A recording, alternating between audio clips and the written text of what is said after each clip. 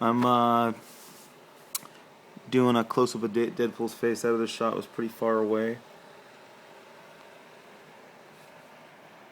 so I figured I'd come in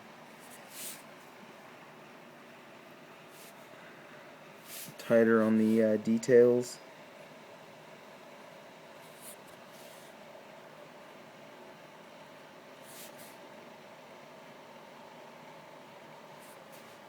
He's got a great face to draw. I've always loved the dynamics of his mask.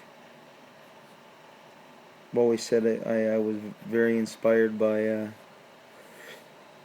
the Spider-Man mask, the big eye dynamic. Except he's got much more narrow eye slits than Spider-Man, but always an influence. I always like spotting the blacks on his mask. I know some artists leave they make sure the entire mask is black. I always like to render it out a little bit, leave some room for the colorist to go in there and put highlights.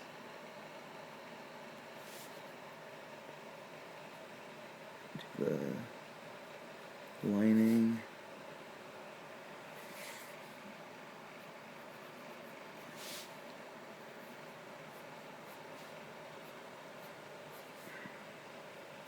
Remember, for a period, they took him out of his mask and his popularity went in the dumper.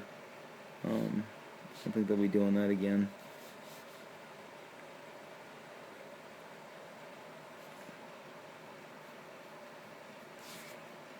It's always a trick doing all the curves and not getting the line weights right.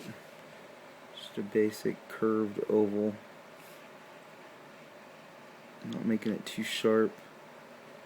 It's cool throughout the year seeing how everybody kind of interprets him. I definitely go for a less cartoony version. Obviously not a full realistic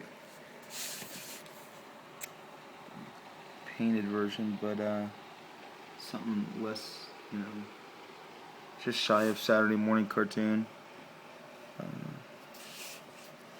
It's cool. I've been online. I see a lot of different people's depictions of Deadpool. It's always fun to see other people pull him off. The guys in the industry who I think draw really great Deadpools are Ed McGuinness, Joe Mad, Scotty Young, are just a few of the guys who I think draw exceptional.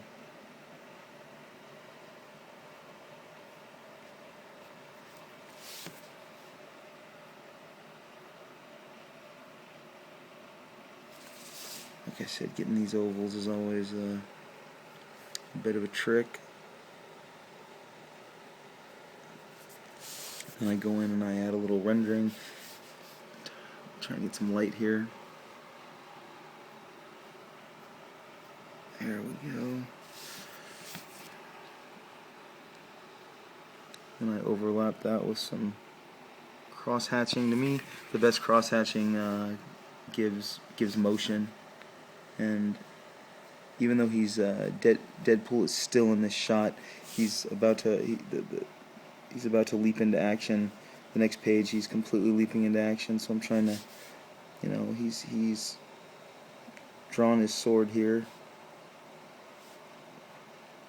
and is kind of in a tensed up position before he is going to leap into action. Just do some highlights on the neck.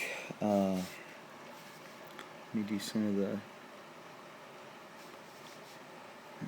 Just quickly get his neck out of the way here. Some of the detail lines on the neck going up into the shoulder. We have the straps here, so I double up on that line. Go up here. Go through here. I'll start building out the shoulder here. And then there's the hilt. So I'm going to go down here. Continue giving like the shoulder and the clavicle structure lines. Just getting everything darkened in structurally. And then, okay, and then move into the hands here. So I gotta make way. Then give a few dots here. Give a few dots here. Yeah, directional rendering is kind of how I use it. And then I see that I'm going to be using the sword hilt. I need a sword hilt. So I don't actually own any rulers, but these backing boards make fantastic improvisational rulers. So I can lay down the sword here, a little thicker, and it's a nice size. Backing board works really well. So I've got the hilt here. Use this.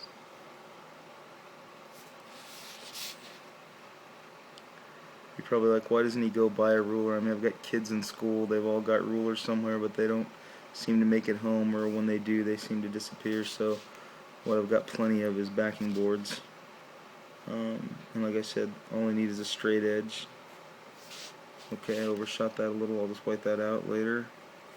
And then finish up here with here and here.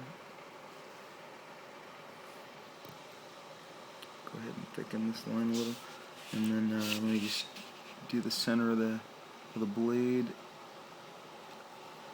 I always like, I don't like clean blades. I like blades with a little schmutz on them. I mean, obviously he's used his blade a lot.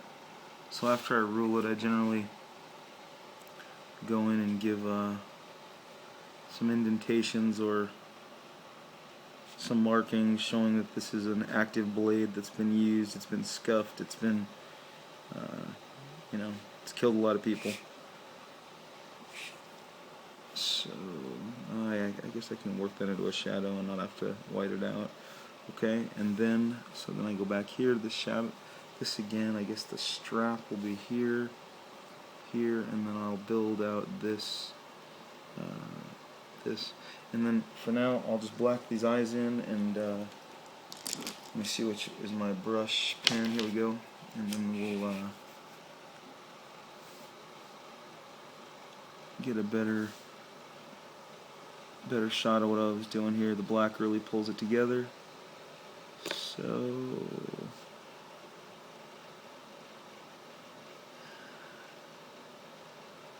see right in here, then here. Finishing up. Again, I like to leave rooms in the, just really kind of leave room between the spotted blacks for the colors to go in and further detail it out. Then add one more shadow under here.